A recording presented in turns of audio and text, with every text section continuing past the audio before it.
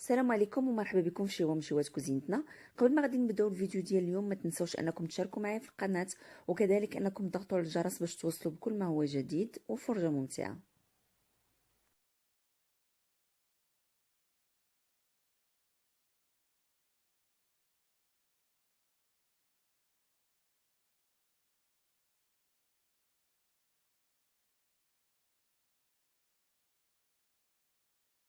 بالنسبه للاقتراح ديال اليوم ان شاء الله غادي يكونوا هما دي بات اولا الوان بوت باستا اللي هي مقرونيه كطيب في المقله، يعني كتحضر المكونات كامله كتحط في المقله وكطيب كلشي في مره واحده. كان سبق لي ودرتها في القناه فاش كنت عاد يلاه فتحتها ولكن ما كنتش مصوراها مزيان، مسحت هذاك الفيديو القديم وغادي نعاود فيديو اخر من جديد. هنايا درت هاد المقرونيه اللي كتكون هكا، كتستعملوا اي شكل ديال لي بات اللي كتفضلوا، اما دي سباغيتي اولا اللي كيكونوا مجعبين، يعني اللي عندكم متوفر واللي كتبغيو تحضروا. الكميه كذلك على حسب عدد الاشخاص.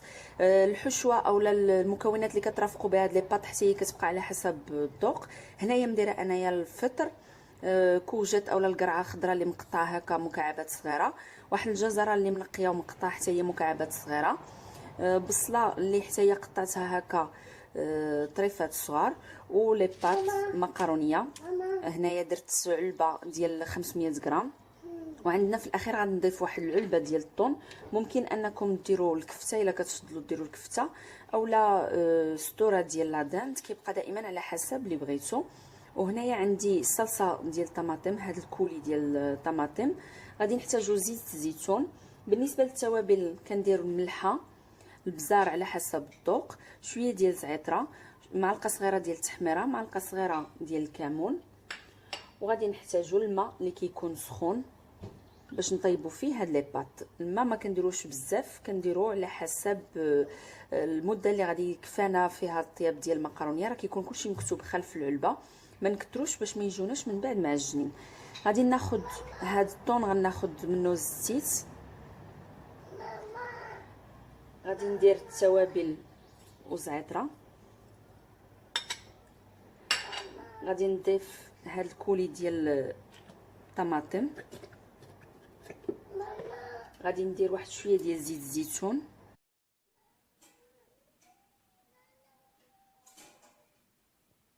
غادي نضيف الماء اللي كيكون سخون. هنايا دايره 4 اطرو، غادي نغطي عليهم في المقله نحركو قبل. غنحركو هاد المكونات كيف ما ذكرت. الا باغيين ديروا الكفته ديروها دابا،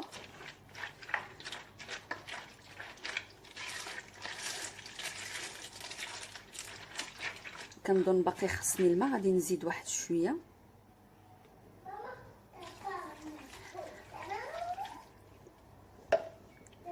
غادي نغطيو المقله وغادي نديروها فوق النار طيب. مره كنحركوها.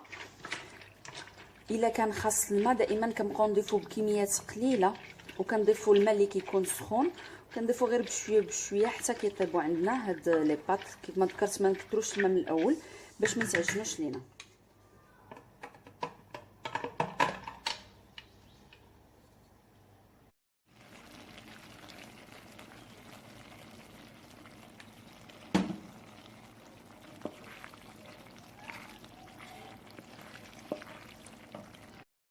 لي بات بعد ما كيوجدوا بقيت مره كنقلبهم. ملي كيبان لي نقص منهم الماء كنضيف بكميات قليله. الماء دائما كما ذكرت كيكون سخون. تقريبا خداو معايا ما كاملاش اطرو ديال الماء في نص كيلو ديال لي بات. المهم راه كنبقاو نضيفو على حسب الكميه اللي مستعملين. كيف ما كتشوفوا ما كيبقاش فيهم الماء وكيطيبوا، ولكن كيبقاو شادين ماشي كيتعجنوا. داكشي علاش ما خصناش نكثروا الماء في الاول. نقادوا الملحه والبزار على حسب الذوق. انا ضفت شويه الملحه وشويه البزار. في الاخير غنضيف واحد شويه ديال المعدنوس مقطع، وغادي نضيف العلبه ديال الطون.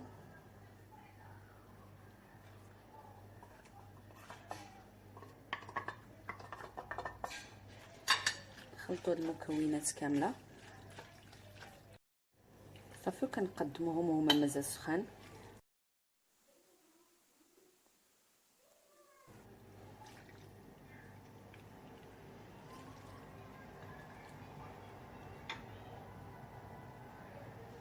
غادي نزينهم بشويه ديال الجبن.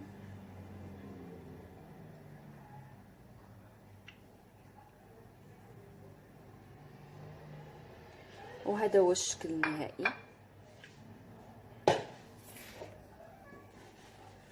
نتمنى ان الاقتراح ديال اليوم يكون نال اعجابكم، ودائما ما تنسوش الاشتراك في القناه باش توصلوا بكل ما هو جديد، وبصحه وراحه.